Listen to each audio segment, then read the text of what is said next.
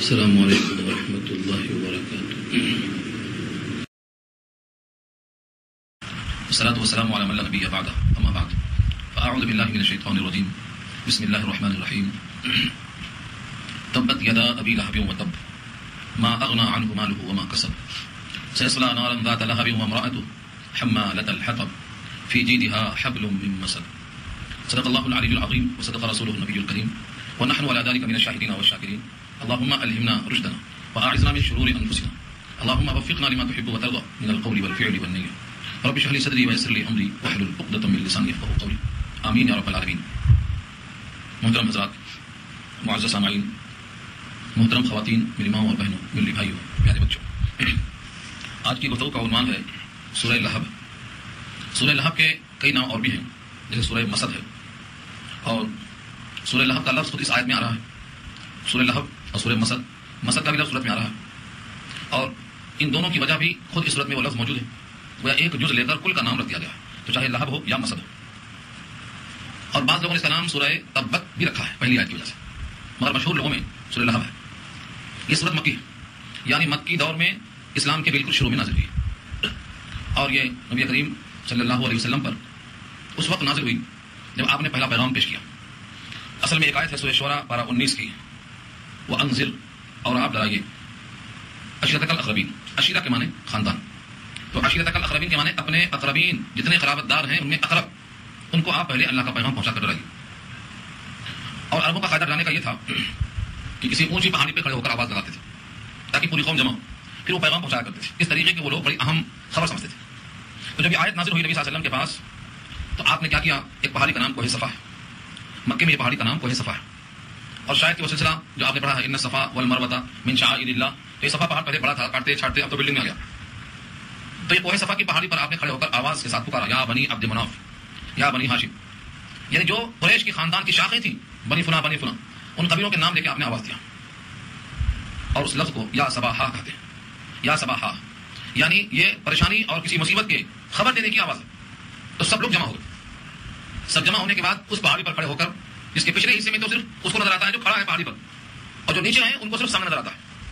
اس تشبیہ میں اشارہ اس بات کی طرف تھا کہ تم صرف سامنے دیکھ رہے ہو، اور جو تم کو اعلان کر رہا ہے یہ آگے بھی دیکھ رہا ہے اور پیچھے بھی دیکھ رہا ہے. بھلا بتاؤ تو صحیح، اگر میں تمہیں یہ خبر دوں کہ تمہیں اس پہاڑ کے پیچھے ایک لشکر تیار ہے تمہیں جلد کرنے کے لیے، تمہیں ختم کرنے کے لیے، تو کیا تم میری اس بات کو تسلیم کرو گے؟ کیا تم مانو گے اس کو؟ تمام لوگوں نے بیک زبان کہا کہ ہم نے کبھی آپ کے ساتھ جھوٹ کا تجربہ نہیں کیا ہے. ماں جربت بک الکذب، کبھی جھوٹ کا تجربہ نہیں ہوا، اور کبھی بھی کوئی بات آپ نے کہا ہے تو سچی کہا ہے، اس لیے نہ ماننے کا سوال ہی نہیں. آپ کی خبر پر ہم کو یقین آئے گا. جب انہوں نے یہ کہا تو آپ نے کہا پھر یہ بات ہے تو سنو کان کھول کے، فإنی نذیر لکم بین یدی عذاب شدید، میں تمہیں ڈرانے والا ہوں کہ میرے ہاتھوں کے سامنے تمہارے واسطے ایک عذاب ہے جو بہت سخت ہے اگر تم نے ایک اللہ کو تسلیم نہیں کر لیا. یہ اور جب جملہ سنا یہ کہ تم کو میں ڈراتا ہوں ایک عذاب شدید سے اگر تم نے میری بات کو نہیں مانا، تو سب سے زیادہ ابو لہب کو تکلیف ہوئی، کیونکہ یہ شدید دشمن تھا نبی صلی اللہ علیہ وسلم. یہ شدید دشمنی میں برافروختہ ہو گیا اور پتھر اٹھایا ہاتھ میں اور کہا تبا لک الہذا جمع کرنا، تمہاری بربادی ہو، کیا تم نے ہم کو جمع کیا اسی واسطے؟ یعنی یہ چیز تو تم ہر جگہ بولتے اور سنائی دے رہے تھے، اب تم نے بطور خاص ہنگامی حالات کی میٹنگ کر لیا اس کام کے لیے، اور جو لفظ استعمال کیا ہے وہ یہ ہے تبا لک یا محمد سائر اليوم الہذا جمع کرنا، سارا دن تمہاری ہلاکت ہو، یا تم نے اس کام کی خاطر ہم کو جمع کیا؟ اس پر اللہ تعالیٰ نے آیت نازل فرمائی کہ تبت یدا ابی لہب، ابو لہب کے دونوں ہاتھ ٹوٹ گئے، وہ تب اور وہ ہلاک ہوا. اس نے نبی صلی اللہ علیہ وسلم کے لیے جو استعمال کیا تھا اللہ نے اس کے لیے وہی لفظ استعمال کیا. یہ ہے شان نزول، اس پس منظر میں آیت نازل. یہ رشتے کے اعتبار سے آپ کا چچا ہے، اور بالکل سگا چچا، ایسا نہیں کہ کوئی دور خاندان کو، بالکل قریب. جس طرح سے آپ کے چچا ابو طالب تھے مگر وہ محبت میں تھے، ابو لہب دشمنی میں. بلکہ ایک بازار کا نام ہے ذی المجاز. اس بازار میں نبی صلی اللہ علیہ وسلم آگے آگے لا الہ الا اللہ کا پیغام دیتے ہوئے جا رہے تھے اور کہتے تھے قولوا لا الہ الا اللہ تفلحوا، لوگوں تم لا الہ الا اللہ کہو کامیاب ہو جاؤ گے. اور پیچھے سے ایک شخص کہتا جا رہا تھا کہ یہ شخص جھوٹا ہے، اور اوپر سے پتھراؤ کر رہا تھا جس سے آپ کو خون آلود دکھا گیا، پنڈلیاں آپ کی زخمی تھی اور آپ کی جوتیاں خون سے بھر گئی، اور پچھلا جسم کا حصہ پسینے سے سرابور. کون تھا یہ؟ لوگوں نے کہا کہ یہ آگے وہ شخص ہیں جو اپنے کو دعویٰ کرتے ہیں کہ میں نبی ہوں، اور پیچھے سے ان کے چچا ہیں جو ان کی مخالفت میں کہتے ہیں کہ کوئی ان کی بات نہ مانے. اس طریقے سے یہ سختی برتتے ہیں. چچا بلند آواز سے قذاب کہہ رہے ہیں اور آپ اپنا پیغام پہنچا رہے ہیں. تو بازاروں میں نبی کا یہ پیغام پہنچانا اور اس طرح مشقت جھیلنا اور ابو لہب کا پیچھے پیچھے پھرنا، ادھر حقیقت عداوت کی انتہا ہے کہ اپنے کام کاج چھوڑ کے، کام کس کو نہیں ہے، کس کو فرصت ملتی کام سے؟ اگر آدمی کھیتی کرتا ہے تو کھیتی کے کام ہے، کاروبار کرتا ہے تو کاروبار کے کام ہے، آدمی ملازم ہے نوکری کرتا ہے تو ملازم کے کام ہے، مگر اپنے سارے کام کو چھوڑ کر کے اس کو مشغلہ بنا لینا اور اذیت کے لیے اپنے وقت برباد کرنا، یہ دشمنی کی انتہائی ہے.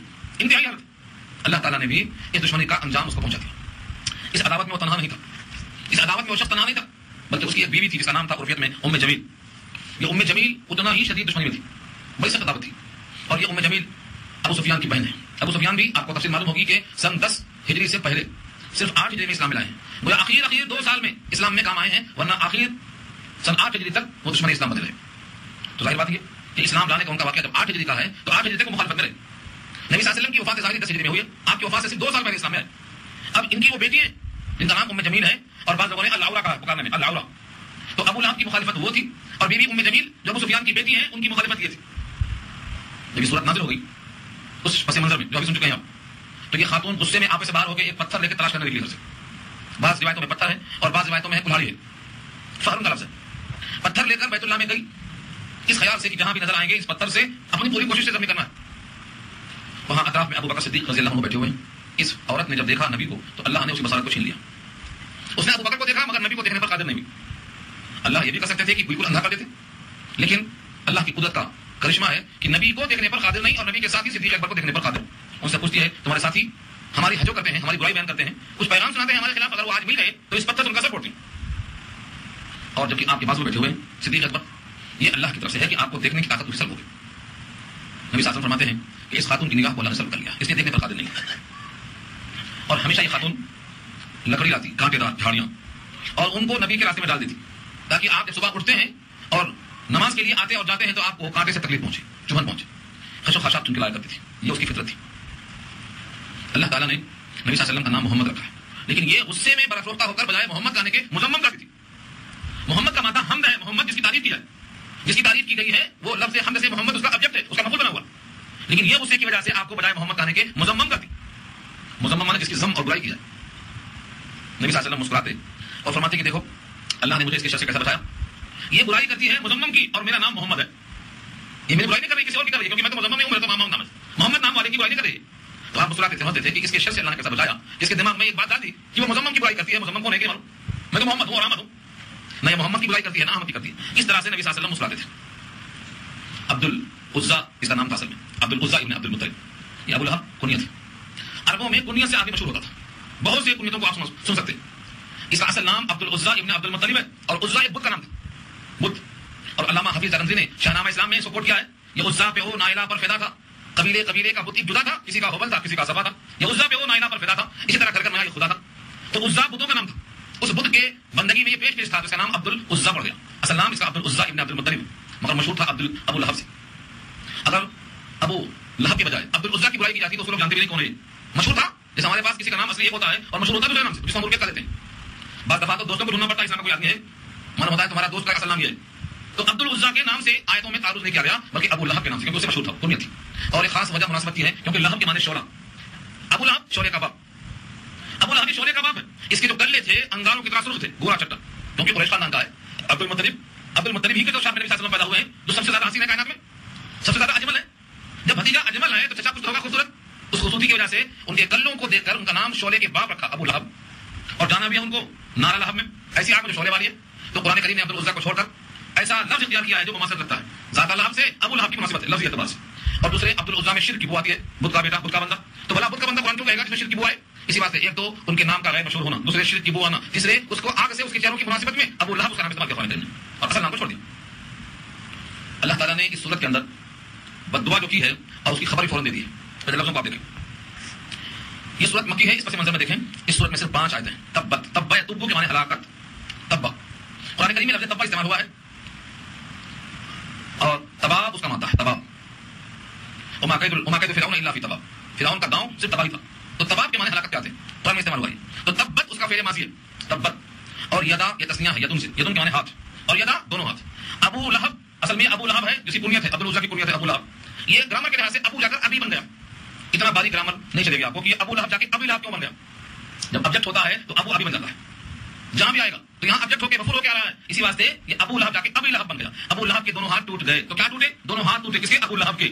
تو تبا جو ورب ہے اس کا مفعول ہی بن رہا ہے, اس واسطے ابو جا کر ابھی بن گیا. تبت یدا ٹوٹ گئے دونوں ہاتھ ابو لہب کے. بعض کہتے ہیں کہ یہ فعل ماضی میں ہونے کے باوجود دعا بد دعا سے کہتے ہیں, یعنی ٹوٹ جائیں دونوں ہاتھ ابو لہب کے. جس وقت اس نے کہا تھا نبی صلی اللہ علیہ وسلم کو تب لگا تمہارے ہاتھ ٹوٹ جائیں, اسی موقع پر اللہ نے کہا کہ ابو لہب کے ہاتھ ٹوٹ جائیں. اس نے اللہ کے محبوب کو کہا تو اللہ نے اپنے محبوب کے دفاع میں اس دشمن کو کہا کہ تمہارے ہاتھ دونوں ٹوٹ جائیں. یہ بد دعا اللہ. تبت یدا ابی لہب و تبا اس کا ماضی ہے پاسٹ ٹینس سے, اور وہ ہلاک ہو گیا. پہلے میں بد دعا تھی اور دوسرے میں خبر آ گئی ہلاکت کی، ہلاک ہو گیا. جس کی بربادی پر اللہ نے آیتیں نازل فرما دی، اس کی بربادی میں آپ کو شبہ نہیں رہا. تبت یدا ابی لہب وتب، ٹوٹ گئے دونوں ہاتھ ابو لہب کے اور وہ ہلاک ہو گیا. یہ پہلی آیت کا ترجمہ ہے. وہ کیسے ہلاک ہوا، اس کے دونوں ہاتھ کیسے ٹوٹ گئے. ٹوٹ جانا ہاتھ کا ایک محاورہ، بے دم ہو جانا، بے حیثیت ہو جانا، یا کوئی تنہا ہو جانا، اس کی کوئی خبرگیری نہ کرنا، یہ سب محاورے ہیں. تو دونوں ہاتھ ٹوٹ جائیں اور وہ ہلاک ہو گیا. ادھر اللہ نے بددعا کی، نتیجہ پہنچ گیا. یہ کب مرا اس وضاحت میں آخر میں کرتا ہوں. اور کیسے مرا یہ بھی ساتھ میں. اللہ تعالیٰ نے اس کو کتنا موقع دیا تھا مگر موقع کو گنوا دیا. کتنا قربت تھی، نبی کا سگا چچا، اور نبی صلی اللہ علیہ وسلم نے اپنی بیٹیوں کو ابو لہب کے بیٹوں سے رشتہ لگا دیا تھا. 3 بیٹے تھے ابو لہب کے، 3 بیٹے تھے. تینوں بیٹوں میں سے ایک کا نام عتبہ ہے اور ایک کا نام قتیبہ ہے اور ایک کا نام معتب ہے. 3 بیٹے تھے. اللہ تعالیٰ نے ان 2 میں سے توفیق اسلام دے دیا. 2 اسلام میں آ گئے تھے، یعنی عتبہ اور معتب یہ دونوں اسلام میں آ گئے. اور حنین اور طائف کی جنگوں میں یہ لوگ موجود تھے. تو ابو لہب کے 2 بیٹے اسلام میں ہیں اور ان دونوں بیٹوں کے لیے، اور تیسرا بیٹا جو قتیبہ ہے اس کے لیے نبی صلی اللہ علیہ وسلم کی جو 2 بیٹیاں تھیں ام کلثوم اور رقیہ، یہ ام کلثوم اور رقیہ ان دونوں سے منسوب تھی، نکاح ہو گیا تھا. اور پہلے آپ کو معلوم ہوگا کہ اسلام آنے سے پہلے کافروں سے بھی نکاح درست تھا. جیسا کہ آپ کے بڑے داماد حضرت ابو العاص ہیں، زینب کے شوہر. بڑی بیٹی آپ کی زینب تھی اور زینب کی شادی ہوئی تھی ابو العاص سے اور وہ بھی بدن میں پکڑ کے لائے گئے تھے. زینب نے اپنا ہاتھ دیا تھا، خدیجہ کا دیا ہوا، اس کو دے کر ان کو فدیہ میں چھوڑایا گیا تھا. یہ پوری بات انشاءاللہ کسی اور موقع پر آئے گی. تو کتنا قربت تھی کہ نبی صلی اللہ علیہ وسلم نے اپنی بیٹی ام کلثوم کو اور اپنی بیٹی رقیہ کو ابو لہب کے دونوں بیٹوں کو دے دیا. اب یہ بحث بڑی تلخ ہے کہ اللہ جب چھینتا ہے تو حق بھی چھینتا ہے اور حق پر چلنے کے راستے بھی، اس کے اسباب بھی سب چھین لیتا ہے. پھر دونوں جو بیٹے تھے اللہ نے دونوں کو اسلام کی توفیق دی. لیکن جو قتیبہ ہے جس کی بیوی، جس کے نکاح میں ام کلثوم تھی، اس کو بڑا گھمنڈ تھا اور یہ اسلام میں داخل نہیں ہوا. جب سورہ لہب نازل ہو گئی اور سورہ لہب میں دونوں بیٹوں نے یہ محسوس کیا کہ ان کے ابا کی اور ان کی اماں کی برائی بیان کی گئی. ابو لہب چلاتے ہوئے آیا کہ اب میرا سر، تم دونوں کا سر اکٹھا نہیں ہو سکتا، مطلب اکٹھا نہیں رہ سکتے. ہمارے پاس محاورے کیا بولتے ہیں، اب میرا چولہا تیرا چولہا اکٹھا نہیں ہو سکتا. وہاں چولہا نہیں تھا، وہاں سر تھا. سر مخاطب کی کہ میرا سر تمہارا سر نہیں ہو سکتا جب تک تم دونوں محمد صلی اللہ علیہ وسلم کی بیٹی کو طلاق نہ دے دو. اس لیے وہ دونوں نے جا کر کے طلاق دے دیا، طلاق ہو گئی. قتیبہ کا یہ حال تھا، طلاق تو ہو گئی. لیکن جب قتیبہ نے نبی صلی اللہ علیہ وسلم کے ساتھ گستاخی کیا، گستاخی کی وجہ لکھا ہے کہ ملک شام کا سفر کرنے جا رہا تھا اور کہتا ہے کہ میں جاتا ہوں ذرا محمد صلی اللہ علیہ وسلم کو تکلیف دے کے آتا ہوں، ستا کے آتا ہوں، ایزا پہنچا کے آتا ہوں. آگے کہتا ہے انی کافر بالنجم اذا ہوا، میں کافر ہوں النجم اذا ہوا کا. اور کہتا ہے میں کافر ہوں دنا فتدلہ کا. مطلب یہ ہے کہ جن چیزوں کی بڑی اہمیت ہے ان کا میں انکار کرتا ہوں. پھر نبی صلی اللہ علیہ وسلم کی موجودگی میں تھوکا، جیسے ہمارے پاس اردو میں کسی کے منہ پہ تھوک دیتے ہیں، وہاں کسی کے سامنے تھوک دینا یہ بہت بڑی عزت کی خراب بات ہے. تفرا کا لفظ ہے تھوکا. اسی موقع پر نبی صلی اللہ علیہ وسلم کے بیٹی ام کلثوم کو اس نے طلاق دے دیا. نبی صلی اللہ علیہ وسلم کو بہت شدید تکلیف ہوئی. آپ نے غضبناک حالت میں اللہ سے بد دعا کر دیا اور یہ کہا اللہم سلط علیہ قلبا من کلابک، اے اللہ اپنے کتوں میں سے ایک کتا مسلط کر دے اس کے اوپر.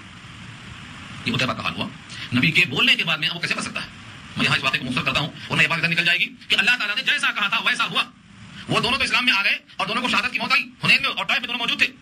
لیکن ان کا یہ حال لکھا ہے کہ جب سفر میں گئے ملک شام کی طرف، اس کے واسطے آپ سے نبی دیکھیں، نبی کی پیشین گوئیاں دیکھیں، نبی کی بددعاؤں کی فہرست دیکھیں. تو میں نے کہا آپ کو نبی صلی اللہ علیہ وسلم نے بددعا کیا ملک شام کی طرف جاتے ہوئے. تو رات میں جب سوتا تو اطراف سے لوگوں کا سامان رکھتا، اس سامان کے ڈھیر پر بستر جما کر اپنے آپ کو بیچ میں رکھتا اور اطراف سے دوسرے ساتھیوں کو سلاتا. لیکن جس وقت یہ نبی کی بددعا لگی ہے تو شیر نے آ کر کسی کو سونگا نہیں، سیدھا بیچ میں آیا، اسی کو کھایا. تاریخ شاہد ہے کہ کسی کو کسی نے چھیڑا نہیں، وہ شیر نے آ کر کے ان کو ہی کھایا. فافترسہ القلب، اسد، ان کو اسد یعنی شیر نے کھا لیا. جیسا بددعا تھی ویسا ہوا. تو یہ قتیبہ کا انجام ہو گیا. ابو لہب کا یہ حال ہو گیا کہ غزوہ بدر تک یہ زندہ رہا. بدر کی جنگ میں کافی سردار مارے گئے، یہ وہاں سے بھاگا. 7ویں دن تک زندہ رہا، بس 7ویں دن. اس کو اللہ نے، جیسے ہمارے پاس ایک بیماری آتی ہے گلٹی بولتے ہیں، تعاون کی بیماری، تعاون کی. ان کے پاس تعاون کی بیماری کا نام ہوتا تھا آدھا سا، گلٹی نکلی. اور بدر کے 7ویں دن تک یہ اسی گلٹی میں، اسی مرض میں پریشان رہا. اس گلٹی سے ہی اس کی موت آئی. اس میں تعفن اور بدبو اتنی ہوتی ہے کہ مرنے کے بعد 3 دن تک ویسے ہی پڑا رہا. کیونکہ 2 بیٹے تو اسلام میں آ چکے تھے اور تیسرا بیٹا جس کو شیر کھا چکے تھے اور ان کو پوچھنے والا کوئی نہیں. لکھا ہے 3 دن کے بعد جب بدبو جسم سے نکلی تو آر کی فکر ہوئی کہ لوگ کیا کہیں گے. تو کچھ کرائے کے لوگوں کو جمع کیا اور وہیں کے وہیں ایک گڑھا کھودا اور لکڑیوں سے ڈھکیل کے مٹی ڈال دیا. یہ انجام لکھا ہے یہاں. جیسا قرآن نے خبر دی ویسا ہی ہو گیا. کیا قرآن نے خبر دی؟ اب لفظ کو دیکھو. تبت یدا ابی لہب وتب ما اغنى عنه ماله، نہیں کام میں آیا اس کا مال، وما کسب، اور نہ اس کی کمائی. یا 2 چیزیں ہیں. ما اغنى کام میں نہیں آیا، عنه اس کے، مالہ اس کا مال، وما کسب اور جو اس نے کمایا. بعض شارحین کہتے ہیں وما کسب سے مراد نفع ہے اور مالہ سے مراد اصل مال. اور بعض کہتے ہیں یہ کہ مالہ سے اس کا اصل مال مراد ہے اور وما کسب سے اس کی اولاد مراد ہے، کیونکہ مقصوبہ اولاد کی کمائی ہے، لڑکی ہو لڑکا ہو. تو انسان کے لیے اس کا مال، اس کی اولاد کمائی. تو نہ مال کام میں آیا اور نہ اس کی اولاد کام میں آئی. اور قصہ اس کا یہ لکھا ہے کہ جب نبی صلی اللہ علیہ وسلم نے پیغام بتایا کہ آخرت میں یہ ہونے والا ہے، اس نے کہا اگر یہ بات صحیح ہے جو بھتیجے نے کہا ہے تو میرا مال اور میری اولاد اور میرا دبدبہ اتنا ہے کہ میں وہاں بھی اپنا کام حاصل کروں گا. مال پہ غرور تھا. یہاں پیغام دے دیا کہ اس کے مال میں اللہ تعالیٰ نے یہ رکھ دیا کہ کام میں نہیں آیا. اور بات یہ بھی کہتے ہیں کہ اس کی عورت جو تھی ام جمیل العورہ، جسے گلے میں ایک ہار تھا، وہ ہار کو دکھا کر بولتی تھی کہ میں محمد کی عداوت میں یہ ہار خرچ کرنے والی ہوں، یعنی اس ہار کو بیچ کر پوری طاقت لگا دوں. بعض کو غرور ہوتا ہے مال پہ، بعض کو اولاد پہ، بعض کو خاندان پہ، یہ سب دنیاوی اسباب ہے. ان تمام میں سے کوئی چیز کام میں نہیں آتی، نتیجہ اس کا آپ کے سامنے ہے. اللہ تعالیٰ نے اس کے مال کو، اولاد کو بے بس کر دیا. ما اغنا عنہ، نہیں کام میں آیا اس کے، مالہ اس کا مال، وما کسب اور جو اس نے کمایا. کہاں جائے گا یہ؟ سیسلا. سیسلا میں جو سین زبر سا ہے جس کے معنی انقریب، جلدی، اور اسلام داخل ہوگا، پہنچے گا. سیسلا انقریب پہنچے گا، بہت جلد پہنچے گا، جیسے ہی یہاں روح نکلی وہاں پہنچا. سیسلا انقریب داخل ہوگا. نارن، آگ میں، نارن میں تنوین لگی ہے، اس کو ہم موصوف کے لیے استعمال کرتے ہیں. نارن ایسی آگ، ذات لہب شعلے والی. تو نارن موصوف ہوا، اور ذات لہب، ذات مانے والی، اور لہب کے مانے شعلہ، شعلے والی آگ میں داخل ہوگا. تو ذات لہب شعلے والی. ابو لہب اور ذات لہب دونوں کے اندر کتنی مماثلت ہے؟ اس کو عربی زبان میں اجناس کہا جاتا ہے. اجناس، ان دونوں لفظ اپنی زبان پر ادائیگی کے لحاظ سے ہم وزن دکھائی دیتے ہوں اور معنی میں مماثلت ہو. اس کے گلے بہت چمکدار تھے آگ کی طرح، اور وہ آگ بھی ہے جہنم کی، تو دونوں ایک دوسرے کے ساتھ ہم جنس نظر آتے ہیں، اس واسطے کہا اس کو اجناس ہے. اجناس یہ ایسی چیزیں ہیں جو کلام میں پہچان کے واسطے، پڑھنے کے واسطے فن والے جانتے ہیں. اس میں مجاز کیا ہوتا ہے، حقیقت کیا ہوتی ہے، اجناس کیا ہوتا ہے، استعارہ کیا ہوتا ہے، کنایا کیا ہوتا ہے، یہ سب چیزیں فنی اعتبار سے. تو ذات لہب کو کتنی قریب مماثلت ہے ابو لہب سے کہ یہ شعلے والا انسان شعلے میں داخل ہوگا، کیونکہ اس کے اعمال، اس کے غرور بھی اسی لائق. اللہ نے واضح پیغام دے دیا، شعلے والی آگ میں قریب داخل ہوگا. وامرأتہ، اور اس کی بیوی، یہ ام جمیل ہے، ابو سفیان کی بہن ہے، اور یہ دشمنی میں آگ بگولا تھی، یہ پوری عمر گزار کی دشمنی میں، اور گھر بھی پڑوس میں تھا. سورہ وضحیٰ نازل ہوئی تھی تو اسی عورت نے کہا تھا ان محمدًا قد ودعہ ربہ، محمد کو اس کے رب نے چھوڑ دیا، 3 رات سے اٹھے نہیں، اسی عورت نے کہا تھا، پڑوس میں تھا. وہاں بھی اللہ تعالیٰ نے اس کے عنایت کو ظاہر فرمایا ہے. تو یہ خاتون کو دشمنی بہت تھی اور بڑی فکر تھی، اور فکر میں ڈوبی ہوئی تھی. اس لیے اللہ فرماتے ہیں وامرأتہ، اور اس کی بیوی، حمالہ. حمالہ کے معنی آتے ہیں، پہلے آپ سن لیں حمال کسے بولتے ہیں؟ حمالی کہتے ہیں پیٹھ پر لادنا، سامان کو اٹھانا، یہ حمالی ہے، اس کو ہم کلی کا کام کرتے ہیں. کلی کو حمال بھی کہا جاتا ہے. حمل کو بھی حمل اسی سے کہا جاتا ہے کہ حمل میں حاملہ ایک بوجھ لے کے چلتی ہے بچے کی شکل میں، وہ حمل ہے، اس کو حاملہ کہا گیا. اسی کو حمال اور حمالہ کہا جاتا ہے. تو یہ عورت کیا کرتی تھی؟ اپنے سر پر لکڑی لاتی تھی. حمالۃ الحطب، حمالۃ ہے اصل میں، اور الحطب مانے لکڑیاں. یہ لکڑیاں لاتی کیوں تھی اور کہاں سے لاتی تھی؟ 2 قول اس کے اندر. ایک قول تو یہ ہے کہ یہ لاتی تھی نبی صلی اللہ علیہ وسلم کے راستے میں کانٹا ڈالنے کے لیے، وہ لکڑیاں مولانا جنگل سے لاتی کانٹے رکھ دیتی راستے میں، تاکہ رات کی اندھیریوں میں جب آپ نکلتے فجر کے لیے تو اس کانٹے میں آپ لگ جائیں. اور بعض لوگوں نے کہا ہے کہ یہ بڑی بخیل تھی، بڑی خسیس تھی. آج کل کی طرح گھر میں گیس کا چولہا نہیں تھا، لکڑیاں بھی خریدنے میں پیسہ خرچ کرنا ہمت کی بات تھی. تو جنگل سے لکڑیاں لایا کرتی تھی. وہ لکڑیوں کو لانے کے لیے، کھانا پکانے کے لیے مضبوط رسی ہوتی تھی، اس رسی میں باندھ کر لاتی تھی. تو حمالۃ الحطب کے معنی لکڑیاں لاد کر لانے والی. یہاں لکڑی لاتی تھی نبی صلی اللہ علیہ وسلم کو کھانا چڑھانے کے لیے، اور وہاں قیامت میں جہنم میں لکڑیاں لائے گی شوہر کی آگ بڑھانے کے لیے، کیونکہ اس آگ بڑھا کے اللہ نے. اور اگر یہ مراد لکڑی ہے تو لکڑی سے لڑنا اور انتہائی بخل اور خست کا اشارہ. لیکن اگر یہ کہا جائے کہ بڑے خاندان کی بات ہے، لکڑیاں لانا معیوب ہے، تو پھر پہلا قول درست ہے. دونوں قول ملتے ہیں. وامرأتہ حمالۃ الحطب، اس کی بیوی ہے لکڑیاں لاد کر لانے والی. لکڑیوں کو باندھنے کو رسی چاہیے، وہ رسی پتوں سے بنی ہوئی تھی، اس لیے کہا فی جیدہا، اس کی گردن میں، حبل ایک رسی ہے، من مسد، مسد کے معنی آتے ہیں بٹی ہوئی، بنی ہوئی. رسی کو جب ہاتھوں میں رکھ کر بل دیتے ہیں اور ایک ساتھ 2 کو اور 3 کو جوڑتے ہیں تو رسی مضبوط ہو جاتی ہے، اس کو ہم مسد کہتے ہیں. لیکن مسد کے معنی صرف پتے کی رسی نہیں، بلکہ ہر قسم کی رسی جس کو بل دیا گیا ہو. اگر وہ لوہے کا تار بھی ہے اور بل دیا گیا ہے تو وہ بھی ہم مسد میں آتا ہے. اسی واسطے بعض لوگوں نے ترجمہ کیا ہے کہ یہاں پر من مسد ترجمہ کیا ہے من حدید کا، لوہے کی رسی. اور یہ ظاہر یہ ہے کہ اس سے مراد جہنم میں ہے. تو لوہے کی رسی ہو یا پتے کی رسی ہو یا کھجور کی رسی ہو، بنی ہوئی رسی کو مسد کہتے ہیں. تو اس کے گلے میں، اس کی گردن میں ایک رسی ہے جو بنی ہوئی ہے. یہ دنیا میں رسی تھی. حضرت مفتی شفیع صاحب رحمۃ اللہ لکھتے ہیں اور بخاری لکھتے ہیں کہ اللہ نے آخرت کے اندر جو ہونے والا ہے اس کی موت کے موقع پر اس کو مشاہدہ کرا دیا. وہ رسیاں لے کے جنگل سے لکڑیاں لے کے آ رہی تھی. اتفاق سے وہ رسی جو بچی ہوئی تھی اس میں باندھنے سے وہ رسی گلے میں آ گئی اور گر گیا اور رسی گلے میں پھنس گئی. اسی سے اس خاتون کی موت واقع ہوئی. یہاں اس رسی سے گلا گھٹا گیا اور وہاں اس رسی سے گلا گھٹا جائے گا. یہاں رسی تھی وہاں رسا ہے، اور یہاں پتے کی رسی ہے وہاں لوہے کا رسا. یہ عداوت کا نتیجہ ہے. سوچو صحیح، ایک طرف نبی کا خاندان ہے، نبی کی بیٹیوں سے رشتہ ہے، ان کے بیٹوں کا کس قدر قربت ہو سکتی تھی. مگر جب انسان کے وقت برے آتے ہیں تو اچھائی نظر نہیں آتی ہے، برائیوں کو قبول کر لیتا ہے، اور بجائے اچھائیوں پر چلنے کے اس کو راستہ برا مل جاتا ہے، اور چلتے چلتے اس کی آنکھوں پر پٹی آ جاتی ہے. حسد، عداوت، دشمنی انسان کو کہاں لے کے چلی جاتی ہے. لفظوں کو دیکھیے، تبت یدا ابی لہب وتب، ٹوٹ گئے دونوں ہاتھ ابو لہب کے اور وہ برباد ہوا. ما اغنا عنہ، نہیں کام میں آیا اس کے، مال ہو، اس کا مال، وما کسب، اور جو اس نے کمایا، اولاد ہو یا مال کا نفع ہو. مال، اولاد جو کمائے وہ مال باپ کے لیے درست ہوتا ہے. یہاں سے یہ بات ثابت ہوتی ہے، اور بہت سی روایتیں ہیں، اولاد کی کمائی باپ کے لیے حلال ہے، ماں کے لیے حلال ہے. تو اس کی کمائی جو اولاد ہے وہ خود کمائی ہے، تو اولاد کی کمائی گویا اپنی کمائی سے کمایا گیا حصہ. اولاد کی کمائی اپنی کمائی ہے، تو نہ بیٹا کام میں آیا، نہ بیٹے کی کمائی کام میں آئی، نہ مال کام میں آیا، نہ غرور کام میں آیا، سب ختم. سیسلا نارا ذات لہب، عنقریب داخل ہوگا شعلے والی آگ میں. وامرأتہ، اور اس کی بیوی، حمالہ، اٹھا کر لادنے والی، الحطب، لکڑیاں. یہاں پر لکھا ہے کہ حمالۃ الحطب، لکڑیاں لا کر لانے والی ہے، اور شارحین لکھتے ہیں کہ وہ چغلیاں بھی کرنے والی تھی. 3 خرابیاں تھیں، اور تینوں خرابیاں بڑی خطرناک ہیں اور زبان سے متعلق ہیں. جور، چغلی، غیبت، 3 چیزیں. اور آج ہم یہ محسوس نہیں کرتے ہیں کہ ان تینوں کا عیب کیا ہے. اگر کوئی آدمی روزہ ہے تو روزہ خراب، اگر کوئی آدمی وضو کر لیا ہے تو وضو خراب، اگر کوئی آدمی نماز پڑھتا ہے تو نماز خراب. یہ تینوں چیزیں کیسی ہیں؟ جھوٹ اور چغلی اور غیبت تینوں زبان سے متعلق ہیں. حدیث میں سنا آپ نے, روزہ ڈھال ہے جب تک پھاڑ نہ ڈالا جائے. الصوم جنہ مارا نخلقہ, روزہ ڈھال ہے جب تک پھاڑ نہ دیا جائے. صحابہ نے پوچھا کہ روزہ کہیں پھٹتا بھی ہے؟ ہم تو سنتے ہیں خالی دودھ پھٹتا ہے, روزہ کیسے پھٹتا؟ فرمایا کہ ہاں روزہ پھٹتا ہے جھوٹ سے, غیبت سے, چغلی سے. روزہ پھٹ گیا. جو روزہ ہمارے لیے جہنم سے ڈھال بن سکتا تھا وہ ایک چغلی سے, جھوٹ سے, غیبت سے پھٹ گیا. بظاہر لگتا ہے کہ چھوٹا موٹا گناہ ہے لیکن روزہ پھٹ گیا, وضو خراب ہو گیا, نماز چلی گئی. تو یہ خرابی ایسی ہے کہ انسان کے گناہ کو صاف کر دیتی ہے, اور جتنے بھی گناہ اس کے ساتھ تھے وہ گناہ بڑھتے چلے جاتے ہیں اس گناہ کے ساتھ. کیوں؟ کیونکہ زبان سے نکلے ہوئے الفاظ جھوٹ, غیبت, چغلی ہم نے اس کو بہت ہلکا سمجھا ہے. حدیث میں آتا ہے کہ سب مہلکات, سب گناہ کبیرہ میں سے جھوٹ کے بارے میں کہا نفاق ہے, اور نفاق کفر کی دلیل ہے. چغلی جس کو کہتے ہیں لے کے پھرنا, ان کی بات ان کو پہنچانا. چغلی کے واسطے اللہ نے وائل کہا, وائل جہنم کا کنواں, وہی کلی محمد دل میں آ چکا ہے, کنواں ہے جہنم کا. تو چغلی اور جھوٹ اور غیبت فرمایا کہ مردہ کھانا ہے, مردہ گوشت کو کھانا ہے جبکہ کھانا حرام ہے. تو ان تینوں میں حرمت ہے. یہ خاتون یہ تینوں کام کرتی تھی, نبی صلی اللہ علیہ وسلم کے خلاف لوگوں کو اکساتی تھی, جھوٹ بات لگاتی تھی, چغلیاں کرتی تھی, اور آپ کے خلاف جتنا ہو سکتا تھا سب کرتی تھی. کسی کے خلاف کہنے سے ہم سمجھتے ہیں کہ اس کی برائی ہوگی, اس کی توہین ہوگی. جیسے آج بہت سے لوگ کسی علماء کے پیچھے پڑ جاتے ہیں, ان کی برائی کرتے ہیں اور وہ سمجھتے ہیں کہ ان کا خسارہ ہوگا. مگر صحیح بات یہ ہے, غیبت کرنے والے, چغلی کرنے والے, جھوٹ بولنے والے خسارہ انہیں کا ہوتا ہے. ان کی نیکیاں نام اعمال سے نکل کر اس کے کھاتے میں جاتی ہے جس کی غیبت کی جاتی ہے. تو گھاٹا کس کا ہوتا؟ گھاٹا غیبت کرنے والے کا ہوتا. تو یہ خاتون کا یہ خاص مسئلہ لکھا ہے, مشائم بن امیم چوریاں کرتی تھی, چوریاں کرنا, جھوٹ بولنا اور غیبت کرنا. نبی صلی اللہ علیہ وسلم کی برائی کرتی تھی. اللہ تعالیٰ نے اس کے ساتھ ساتھ بھیجا. جیسا کہ اگر دونوں نیک ہیں, دونوں مومن ہیں, تو دونوں کا جنت ساتھ ساتھ. ایسے ہی اگر دونوں بری ہیں, دونوں نبی کی عداوت رکھتی ہیں, تو دونوں کا انجام جہنم میں ساتھ ہوگا. جس میں سایہ موجود امراۃ الحطب. اس واسطے کہا گیا ہے کہ اگر آپ نیک ہیں, نیکیوں کا کام کرتے ہیں, تو بیوی کو نیکیوں میں جوڑنا, الگ طرح میں چھوڑ دینا, بعد میں بدل ہو کے چھوڑ دیتے. کیا کہیں ہم تھکے سنتی نہیں, تھکنا نہیں ہے, روح نکلنے تک امید رکھنا, آج نہیں تو کل انشاءاللہ فائدہ ہوگا. ذکر فإن الذکر تنفع المؤمنین, نصیحت کرتے ہیں نا.